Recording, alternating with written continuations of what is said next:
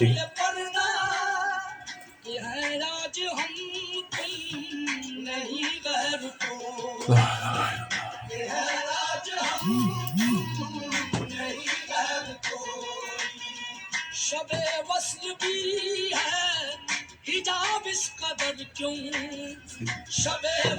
people are writing. International. MashaAllah. Assalamu alaikum. Good evening, everyone. Sasrikal, Kidda. Hope everyone is well. Now that we've gone international, I've got to say hello and welcome in many language. I hope you're all well, keeping warm.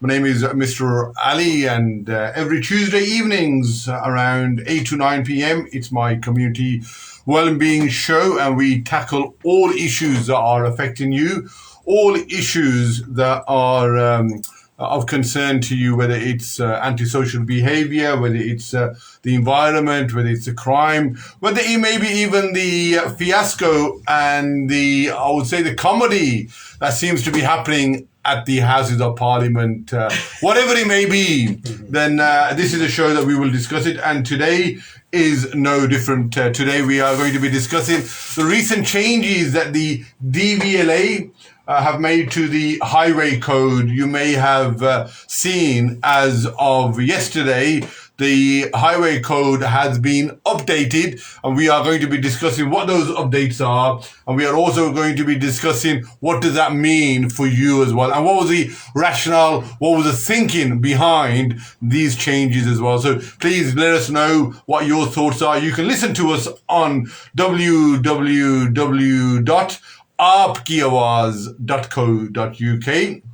You can also listen to us on Radio Garden app, on Facebook as well, but also on a new app as well, which is called Hindi app as well. So please download all these and you can listen to us 24/7. The studio number is 0121 682 9735. And I'm also extremely pleasure and with great privilege, I also announced that on the 19th of February, so about 3 weeks away, we have our Phoenix Youth Hub.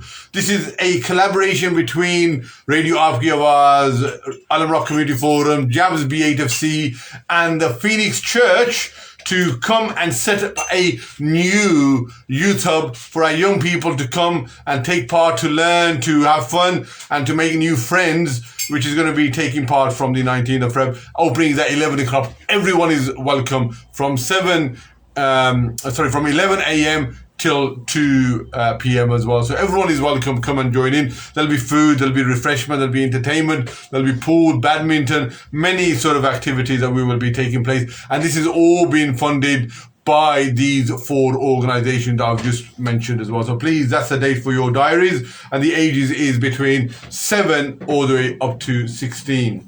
As always, I like to share start my show by talking about the latest COVID dashboard figures. If you haven't had your booster and you are eligible, which is more or less all of us now, it is especially effective against the new Omicron variant as well. So please do not delay. Get yourself vaccinated today.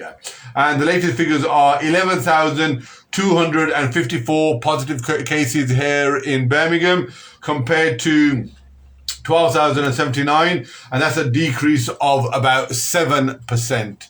In terms of the age group that has seen the highest increase, unfortunately, it's the under 19 that have seen the highest. So if you are under 19, please continue to keep yourself socially distant, wear a face mask, and sanitize your hand as frequently as possible.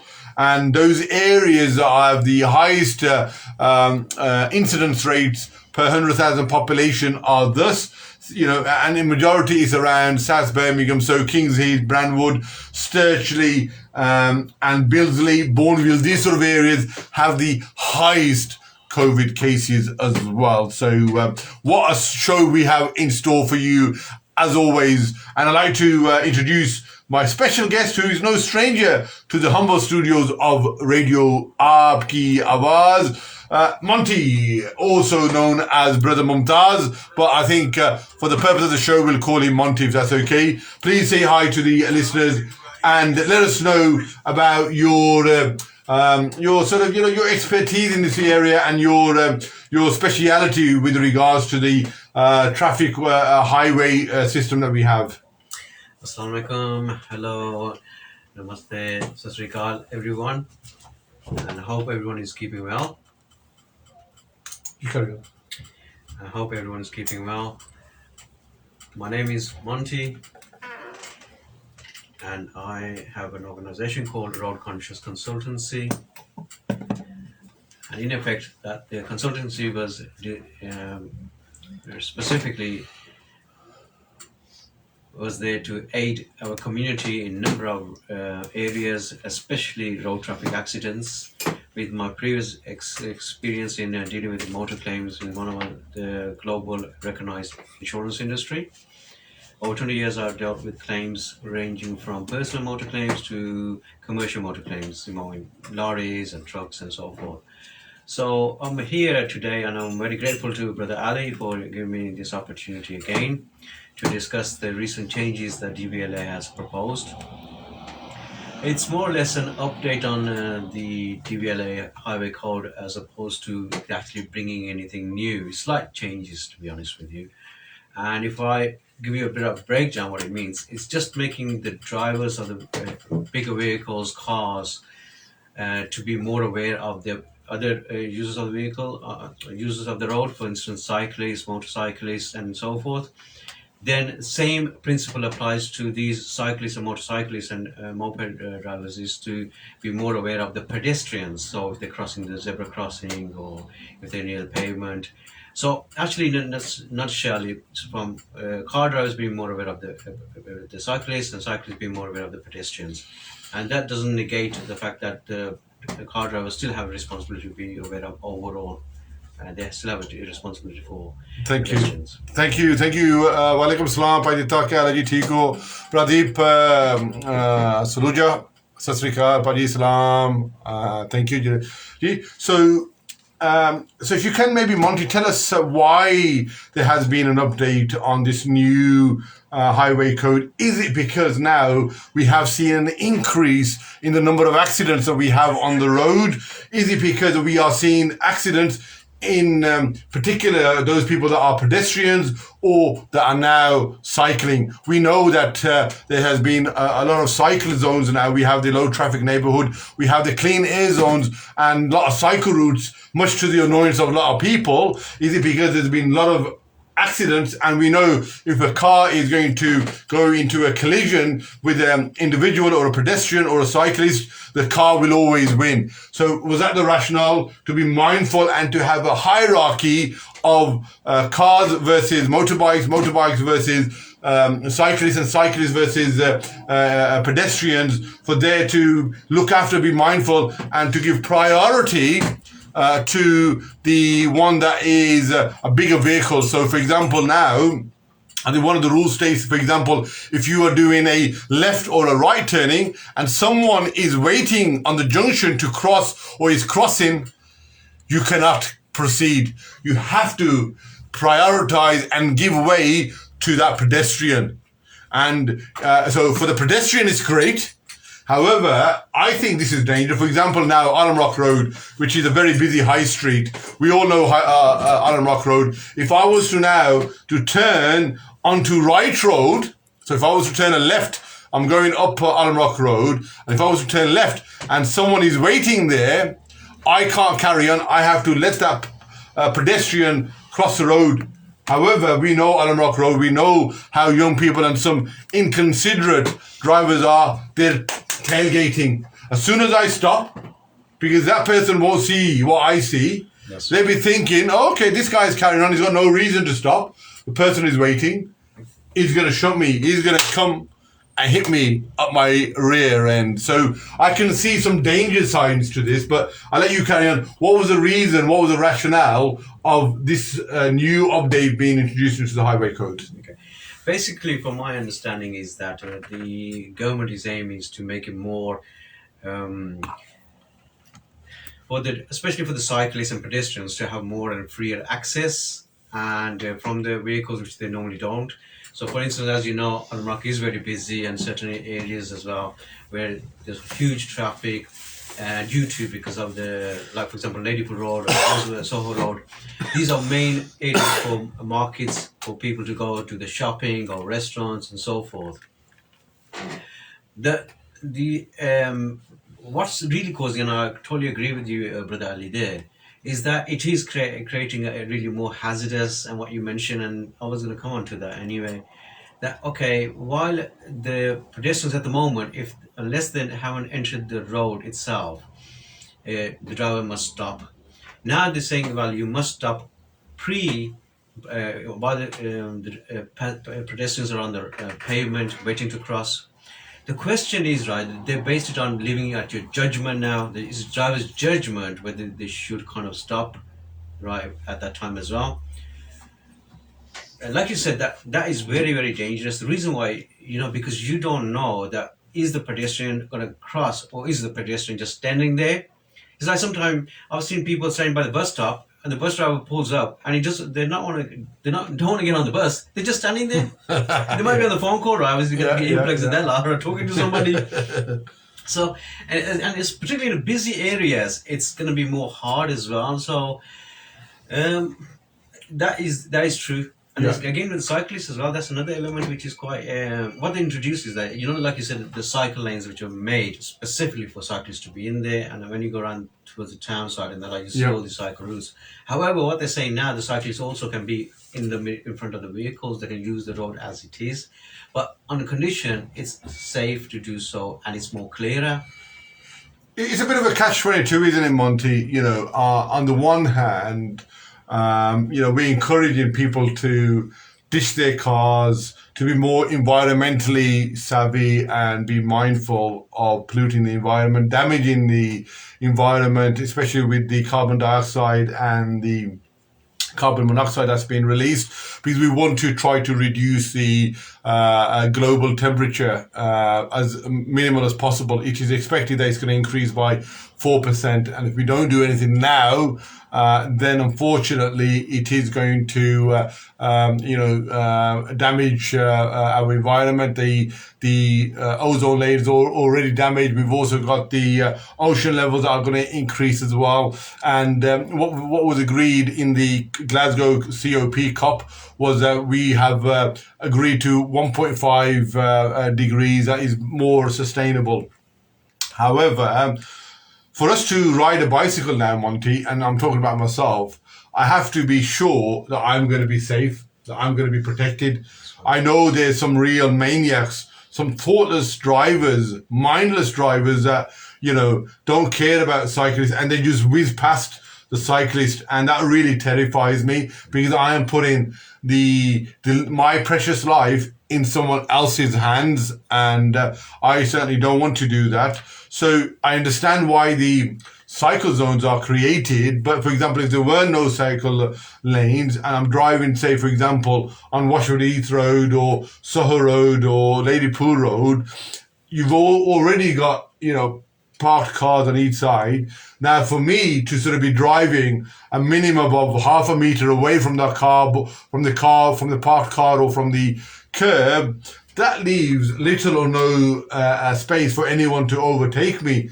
And now that's, even though the highway code is saying the cyclist is taking the precedent, but unfortunately, we know that, these cyclists are going to just, at some point, when they stop bleeping, they run out of patience and they're going to just, quickly, squeeze past me. And if that means me being scraped, they don't care, they don't stop. So a real danger there.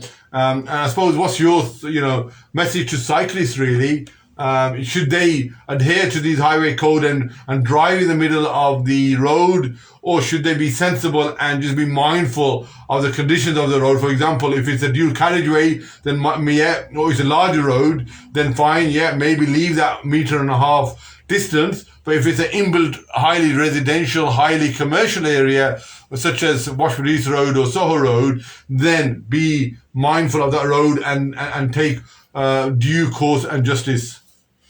Yes, Brother Ali, the fact is that majority of roads, they're not really wide enough. That's right. Now, That's even right. though the highway code says, right, that if a parked vehicle, you must pass, for whether it's a cyclist or someone driving a car or a lorry, is to ensure they leave one door's length. So if somebody does fling the door open, you don't have an impact. Yes. Unfortunately, when I used to work in the insurance industry and dealt with motor claims, there were a lot of impacts where there was damages that people have opened the doors and the collision has happened.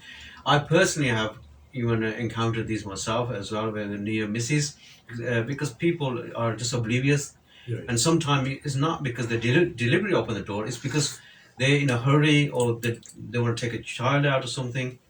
They don't even think, do they? They don't think, and it's just a instant response. And now what's happening is that the width of the road is not wide enough for us to leave that gap in the first place. Yeah, that's right. So it doesn't make sense. I mean, I think highway code needs to be more updated, and the only way they can do that, and I really encourage the DVLA, is to speak to a lot of driving instructors. They should have a proper meeting. Absolutely. And say, look, okay, you're the drivers, you're the one teaching. What are the situations that you encounter?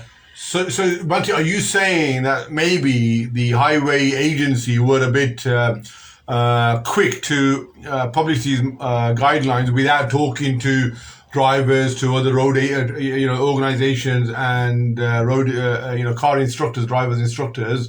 Because I think this should be according to the road conditions and to the traffic, really. If it's allowable, fine. If not, stay within that close boundary to the parked car or to the curb as possible. I suppose the question is, everyone, would you cycle on your normal roads, knowing the traffic conditions and the driver that you face? I suppose that question is for you as well. Yeah, I was going to address that as well, which you mentioned earlier. The cyclists really, the whole reason they built this cyclist route is for their safety, and it's clearly distinctions between the motor vehicle being on their side and the cyclists being on their side. However, what they're saying that because cyclists can come in front of the cars, as you know, cyclists, unfortunately, whether I'm cycling or anybody's cycling, we don't travel at the car speed anyway. So it's like 5 to 10 miles per hour or something. Yeah. Whereas cars are like 30 miles per hour. And Yeah. some obviously are reckless, actually, exceed that limit.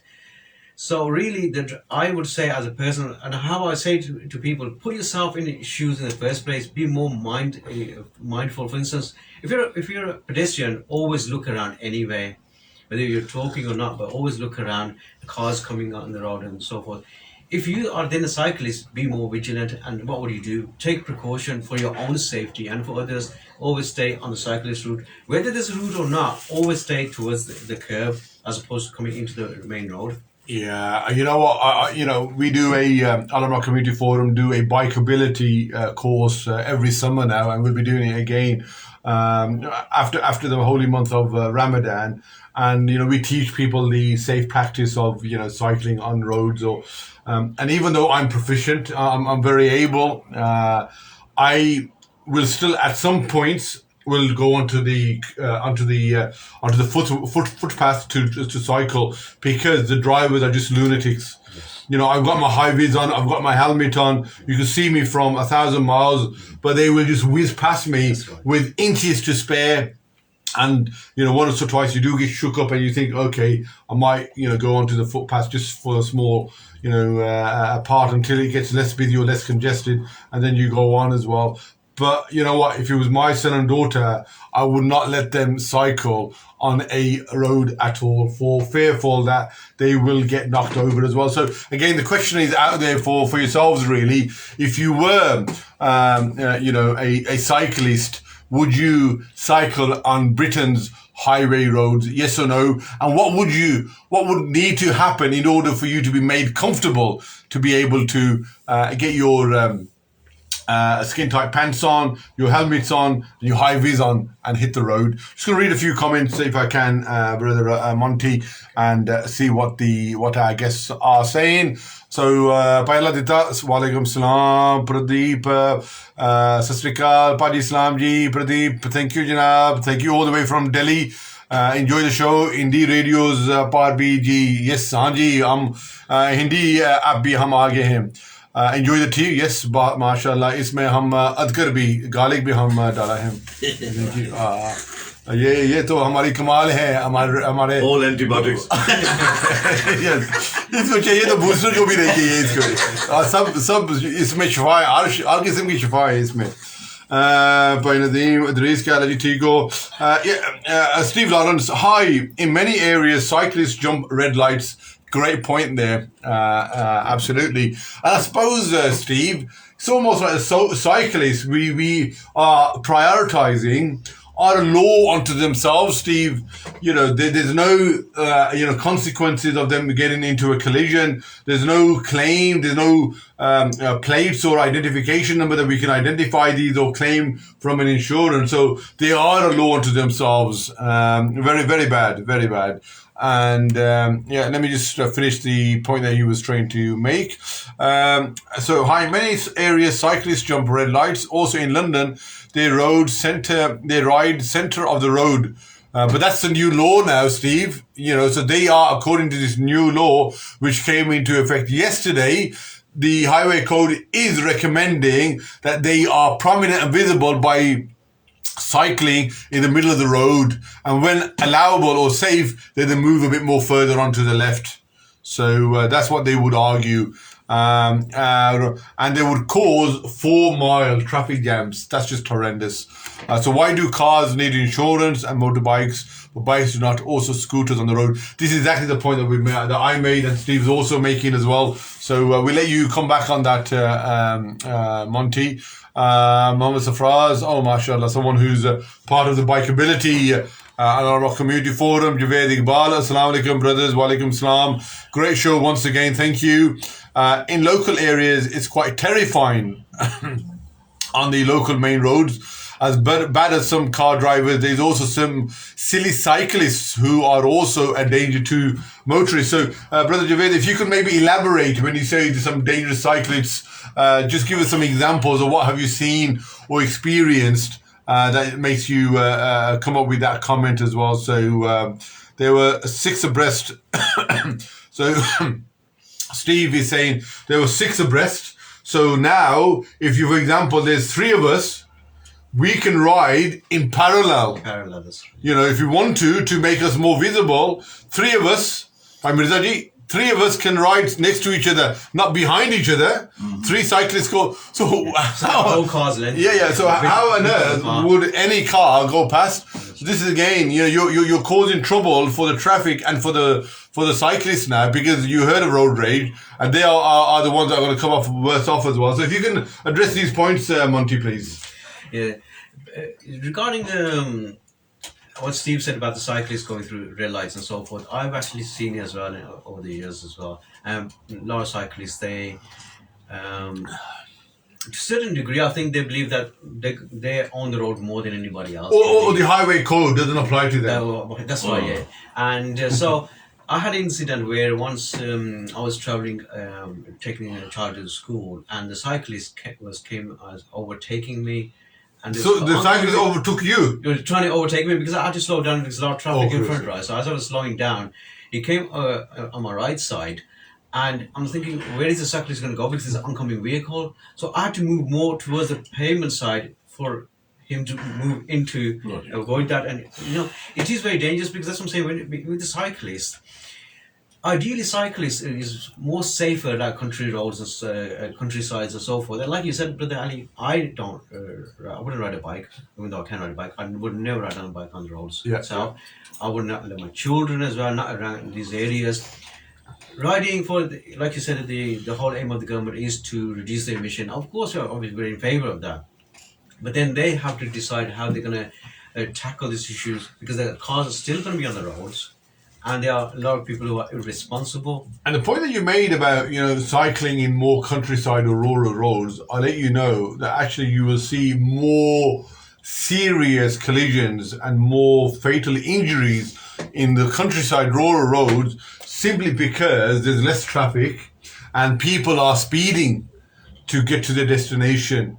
And there's a lot of bends there, and people are less mindful and less sort of, anticipatory of what might happen. Whereas, in built areas, very rarely, even if you want to, are you able to go up beyond 30 miles an hour is very high, very hard. But there, because you got, long roads, often there's less traffic, people will drive. So, someone who's going to be caught at 60, 70 miles an hour is not going to get up too easily. Whereas here, when you have a shunt at, say, maybe 20 miles an hour, the bike will be damaged. Hopefully the individual will get up and survive. I understand that, especially like country lanes and so forth. Yes. But here, like you said, that I think the main problem is that it's a size, isn't it? At the end of the day, the motorcyclists or even cyclists are more dangerous because they are in your easily blind spot. Yes. And unfortunately, no matter how much you try to look around as well, it's not always possible. Yes. Let alone people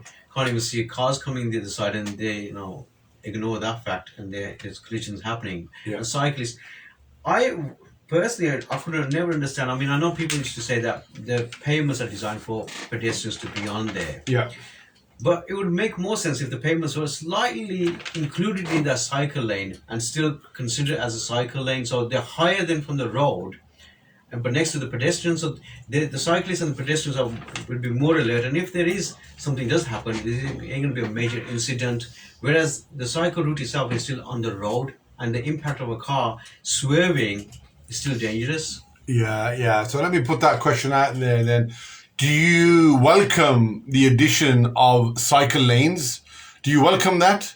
Or are you thinking, as Brother Monty suggested, that maybe the curb should be made a bit thinner and have some bit more capacity for the cycle lanes there? Because now, on the A47, the road that's leading from Island Rock all the way to city centre now, on one side of the road now, you've got both cycle lanes going towards the city centre and coming back to Island Rock as well. And, before we had two lanes and traffic was, going very, very smoothly there. Now, because of just the one lane there, there's a lot of traffic congestion, a lot of traffic that is now slowing down. And what's happening is when that traffic slows down, you're just taking longer to get to your destination, thereby increasing the pollution. So it's a catch-22 situation. So sometimes I think some of these policies aren't being thought through as astutely as one ought to think they should be.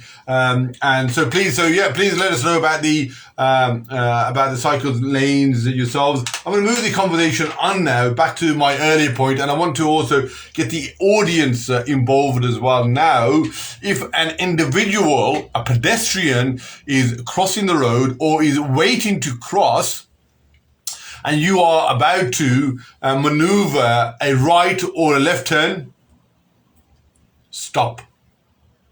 Stop there, because the right of way is now being transferred, has now been transitioned on to the individual. They have the precedent. They have the priority. And you, even though you may be making the maneuver, as soon as you see that, then you have to stop and let them pass, irrespective of what's going around you. And, whether you have a rear shunt or not, and if you do knock over the pedestrian, you will be held liable. You will be prosecuted for careless and dangerous driving. Let us know your thoughts about that. First of all, before I get your thoughts, I want to go over to my guest. So you can imagine the scenario. I'm walking on the road. I've stopped, looking left and right. I'm just about to go. All of a sudden, you're coming now. You're about to do a left turn, and you have to stop now. Forget me, actually. I'm waiting there now. Yes. Normally, you would wait until there's a gap in traffic. I would then, maneuver the road. I would take on the road. But now, even though I'm waiting, you have to stop to let me carry on. That's right. Often when there's a rear shunt, for instance, let's say I suddenly stopped because I recognize that the pedestrian is about to cross the road or are about to enter one way or the other, and I've taken a precaution of making sure it's safe, that I don't do the left turn or right turn, whatever may be the case. As soon as I braked, the vehicle behind hits me, and after the argument is that, the person in the car in the front braked. The law doesn't excuse that. The law says, right, you've got to keep a safe braking distance. Why? If the car, say, stalled or broken down, you're still going to cause a collision then. Yeah. Secondly, let's say imagine a child runs in between the cars, runs into the road, and you have to brake in an emergency. Hence, the cars behind have a duty of care to keep a safe distance. We don't, like you said, Brother Ali. A lot of people are just too busy tailgating, and when an incident happens, the liability still rests on the person who has hit you from the rear. Always, it's the liability of the driver behind. Yeah, the driver behind, right, it's their responsibility because they hit the vehicle in front. Yeah. So they can't. People try to use the argument. Unfortunately, that isn't. That doesn't stand in itself. Coming back to the, not just that. If there's like cyclists in front of you, 1, 2, 3 in parallel way, the law says that you are allowed to overtake them if it's safe to do so. Now imagine there's 2 cyclists in front of you. You're getting late. You've got an appointment at a hospital, wherever it may be, and you see and there's no oncoming vehicle. You've done your best of judgment, and you think you're safe to overtake them. While you're overtaking another person coming from the junction on the right side, they're about to enter into the road, whether left or right. When they're about to turn into left, for instance, for their perception, they're looking on the right side. Yeah. They won't be imagining or predicting there's a car coming on their side at all. And that's actually another area where collisions can happen. Great point. You know, I welcome that as well. These are the things that people often don't think about. And obviously, I can tell you're a man of a great knowledge and experience when it comes to forecasting and predicting hazard as well. So yes, absolutely. So for those of you that are listening and watching, my name is Mr. Ali with his Community Wellbeing Show. Today we're talking about the changes that were introduced to the highway code as of yesterday, and we're just sharing you what those changes are, what it means, and how you ought to be, whether you're a pedestrian, whether you're a cyclist, whether you're a car driver or a lorry driver. What does this mean to you? And we mentioned now there's a hierarchy of order.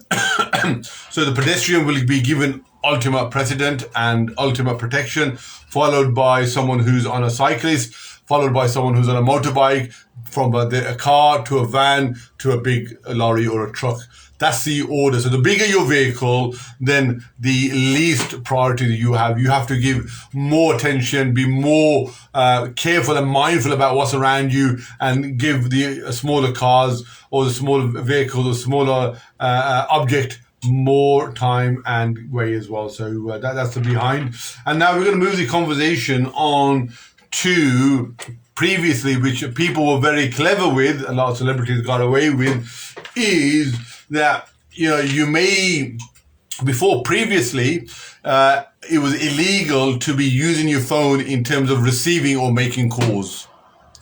And people were saying, look, I'm recording or communicating. Actually, it was communicating with someone else. Someone would say, but I wasn't communicating. I was maybe watching a video, or I was recording a dictaphone message on my dictaphone for a meeting or something that came to my head, or maybe I was watching a mirror. Any other reasons, as long as it wasn't being communicating. Now the law is, if you are holding a mobile phone, if you are scrolling through a mobile phone, you are now going to be charged, or you can be potentially charged with using a handheld device. The only way you can use it is for your direction, using your sat nav, and even then once it's on and you're driving, you cannot touch it, you cannot scroll it, because the police can deem you not being in control of your vehicle by the fact that your attention is somewhere else and you're pressing or scrolling as well. So you have to be mindful of that as well. And there's a real potential point of getting 6 points, or, you know, a substantial fine as well. So what's your thoughts about that now? Because how often do we see people maybe holding a phone, they may be, texting, or, doing something else, and they use that loophole to get away with it. A lot of celebrities, talking of celebrities, look, hey, Mr. Javedi, as soon as I mention celebrities, the guy just comes in. It's meant to be. So what do you think of this new law now, that all you have to do is touch it, and you are breaking the law? As much as harsh the law seems to be, I am actually in agreement with it. And solely because In my road safety training, as you know, part of my road conscious consultancy, Yes. one of the main teaching I say that what causes the accident is it takes less than 2 seconds to lose your concentration while you're driving for an accident to occur. Yeah. So therefore, whether you're fidgeting with your phone or whether you're turning a radio up and down or if you're looking around or something, you are ultimately causing danger straight away to yourself and people around you. Yeah. So I'm glad that a law has come in to take. How they take it or how they implement it or how actions the government is thinking along those lines, I'm not really sure. Because there's still been cases where people were not allowed to have a phone in the car. Yeah. And to be talking, they got fines for that. But only when there's a police or someone else or some other court. But a lot of people will have this concept, okay, let them make the laws, we will carry on what we're doing because nobody can catch me. There's a recent case that went before the judge whereby there's this famous solicitor that he gets all the celebrities off when it comes to Alex Ferguson was one, few other celebrities, David Beckham was another one. And the most recent case was one of the footballers got caught making a phone call. I don't know why, because most modern cars have a Bluetooth anyway, so why would you need to hold your phone anyway? And the police saw him and they charged him, went to before the judge, and that solicitor argued, prove to me, because it's about communicating. The law is not about necessarily holding the phone, it's about communicating with another person or using your phone. He goes, prove to me that the phone was actually switched on. He goes, you can't. And on that technicality, that footballer was discharged. Charges were discharged. Very, very clever. But now, under this new law, that's not possible now. You know, whether it's on or not, the fact that you're touching something, even scrolling down, you will be charged because you're not in fully control of your car and your vehicle. Yeah, that's right. I mean, myself, I mean, a number of people are very, very experienced, and I know a lot of friends who are driving instructors as well. Even they would not do that, would not mess around with the phones while they're driving because purely they know that the risk factor attached to it. You could be, I mean, for instance, I can drive with a number of years with the mobile. I can mess around with it and not be reckless in any way. Monty, don't be say. But what I'm trying to say, that still the danger is still there. Danger is always there. The danger is there. Like, let's say, for instance, I think, okay, I'm in a control. I'm not causing any accident and that. But if I'm messing around with the phone and an urgent message came up, that urgent will draw my attention away from my actual responsibility. Absolutely. Hence the reason. Yes, Radio Aap Ki Awaaz does not encourage any sort of holding your mobile phone whilst driving, whether you are experienced as Monty or not. That's just a disclaimer that Radio Aap Ki Awaaz has to make as well. So the question is now really, how many of you, and be honest, are driving and at some point you do check your phone, whether it's WhatsApp, text messages, people watch YouTube, strangely enough, and Facebook, or making a phone call. Be honest. You don't have to give your name. The studio number is 0121 682 9735. We've got one or two people in the studios who are guilty as charged. No. Let's not mention any names. Brother Ikrami, even though he doesn't drive. Let us know if that's something that you do, whether it's just because I don't know whether it's just a default position that you're in or you do it without thinking.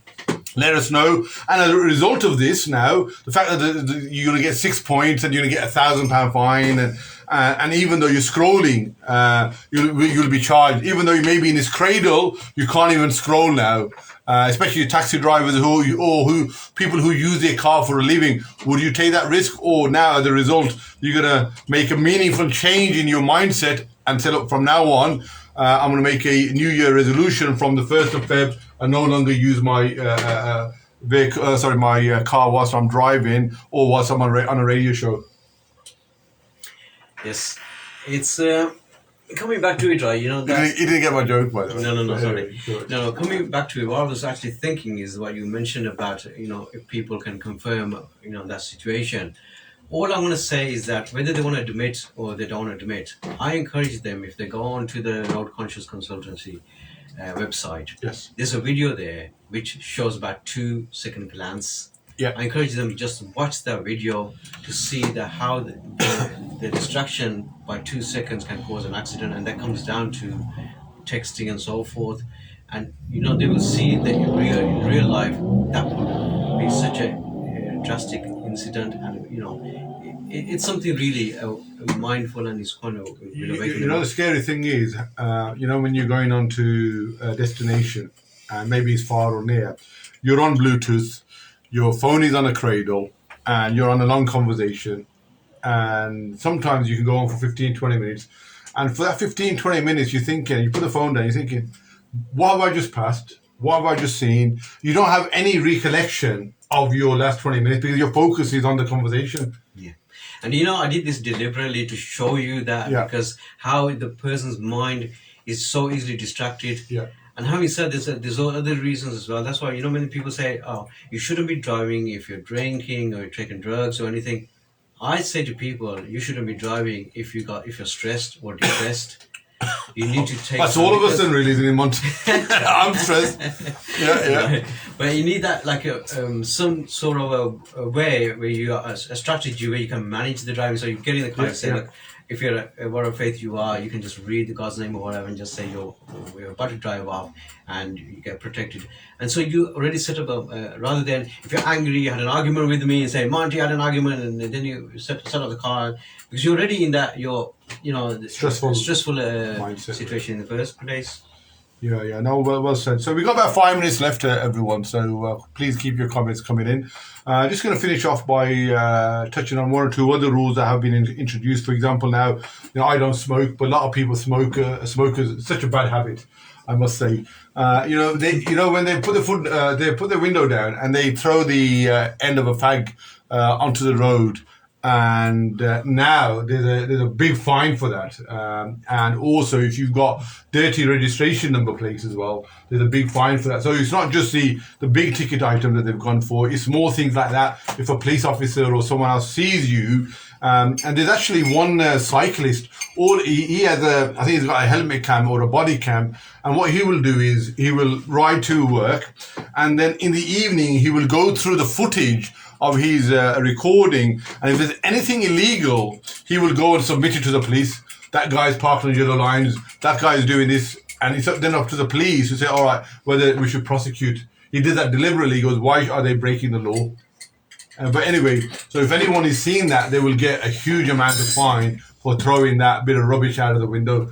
Your thoughts around that? Is that something that you welcome as well? Yeah, I mean, smoking, in a sense, again, is a kind of a distraction as well. I mean, as far as I'm more about the littering. The point was more about the littering. The point is that it's actually I'm happy because, in a sense, as you know, if you're just walking and you're throwing litter on the floor, you get fined anyway. Yeah. So someone throwing out of a cigarette or anything outside of the car should not be an excuse for them to do so. They're still causing litter at the end of the day. So no, you're right, indeed. That concept. So we've got the legend of Radio Aap Ki Awaaz. No, not Mr. Mirza Saab, Mr. Amin Saab. How are you, brother Amin? How are you? Long time no see. Hope you're well. Good, interesting conversation. Maybe the whole of the community in Alam Rock needs to take a refresher course with their driving, with the parking and phones in their hands. Unfortunately, many accidents can be avoided. Absolutely, great point there. Most of them can be avoided with proper due care and attention when driving. Absolutely, brother Amin. Well said. What do you tell people about the in the summer? Yeah, I'm sure you mentioned it earlier on as well that Alma Community Forum will be putting about another 100 bikes in Alam Rock on the road, inshallah. So motorists beware. Yeah. No, absolutely. So I mentioned earlier, we will be, after the holy month of Ramadan, we will be restarting or recycling our bikeability sessions every weekend. So if someone wants to learn how to look after the environment, be mindful, get out into the open, please do contact Al Rock Community Forum. And if you don't have a bike, we will lend you a bike. We will teach you how to cycle and make sure that you are compliant with the highway code as well. So that's something that please do get in touch with Radio Aap Ki Awaaz or Al Rock Community Forum, most definitely. But just on to Brother Amin's point about not necessarily, Al Rock, but generally, built up areas about people just don't have any consideration for other road users or pedestrians? Brother Monty. I agree with Brother Amin. Obviously, it is this. There is not having consideration is really showing a lack of respect. Yeah. And they got no respect for any other road users. Again, I mean, they mentioned about having a refresher course of driving. That is an idea. Obviously, then they can be updated with the highway code and so forth. But more or less, they need education from the claims concept if they are involved in an accident and how the claims process works. So that might teach them something to say, hang on, we had enough insurances going up all the time. We have enough people struggling financially anyway. So why do we want to create more accidents? The aim is to have a safer roads, less emission being caused, and less accidents being caused, and hopefully things can progress. But it's all through training and education. I think so, and I think enforcement as well. I think enforcement is key. Once people realize they will get punished for, not giving the due distance for cyclists, for pedestrians, for also throwing cigarette butts out of the window, for also scrolling and using their phones, I think people will automatically then spread the word amongst their own network, and people realize these new laws come into place. So we are now come to the end of the show, and thank you, Monty, for coming in and using your great expertise of 30 years to share with our listeners about the changes made to the highway code. These are now in force. So please look up and research what these are and abide by these, not only for your safety, but also for your loved ones and society as a whole, and also for your back pocket as well, because these fines are extremely heavy and you don't want to be lumbered with £1,000 fine as well. So last few comments, Monty, about the changes that have been introduced and whether you welcome them, and then say farewell as well. Thank you. Yes, thank you, Brother Ali. I welcome some of them. I'm not particularly happy about the cyclists being able to be on the main road as well, specifically within the Birmingham areas and other areas where there's a huge amount of cars on the road in the first place. So it's a dangerous itself. So I think if everyone can be more considerate while they're on the road, on the bike, motorbike, in the car, just have that consideration, and hopefully everything will kick in. And I'd like to invite you back onto the Radio Aap Ki Awaaz studios, Monty, because I know you have another guest who is an experienced driving instructor. He's also, a consultant for many law firms, put a lot of claims in as well. He's got a lot of experience within the sector, and I think it'd be a unique experience. So maybe Brother Amin, if he's still watching, if he's able to get him onto his show on a Thursday evening, I think that'd be a great follow. Maybe this week or next week, whatever it suits Brother Amin. So the cyclist should. Assalamu alaikum. So we got quite a few comments. Walaikum salam. Karapai Nasser Tigo. Enjoy, stay safe. Yes, that's the aim of the game. And after that, we have Salam alaikum salam. The cyclist should also have insurance where they're using public roads. Yes, that is something that I think we mentioned earlier, Brother Amin, and that is something, because how often have we seen these cyclists do as they please and they cause damage? Just something they should. I think this needs to be an ID. Each cycle should have their own unique ID, so we can relate to who the owner is or where they bought it from. So I think that's important, because we don't want to make it too expensive so people can't afford to cycle. But these are all fruitful discussions as well. But thank you for your time this week, and as always, please. Thank you. Keep on supporting Radio Aap Ki Awaaz. And just a couple of shout outs as always. Please make a note of in your diaries on Saturday, the 19th of February at 11 a.m. We have a brand new fantastic youth hub that is opening in Alam Rock, which will serve the local B8 area, which includes Hodge Hill, Bowser Green, Stretchford, Aston, Ward End, and also Small Heath as well. children between the age of 7 to 16 will come into a safe environment where we will have indoor activities such as badminton, pool, we'll have also boxing as well, we'll have cooking, baking, we'll have a girls only session, and much, much more. And this is only because of 4 organizations that have pulled their resources together, which is Alamrock Community Forum, JAVS B8, Radio Aap Ki Awaaz, and also George Grenfell Church as well. They've collaborated, and it's all been funded by these organizations. All their time, energy has enabled this to be happen because they have one passion, and that passion is to make sure our young people have the best opportunity and the same opportunity as everyone else, and they are loved and cared for, and they have the same activity as well. If you want to get involved, then please contact Radio Aap Ki Awaaz or Alamrock Community Forum or myself. And if you want to assist or volunteer in any kind of way, then please let us know. But otherwise, Saturday the 19th of February, 11 a.m. at George Grenfell Memorial Hall, 11 Bankdale Road, B8. Be there or be square. Thank you.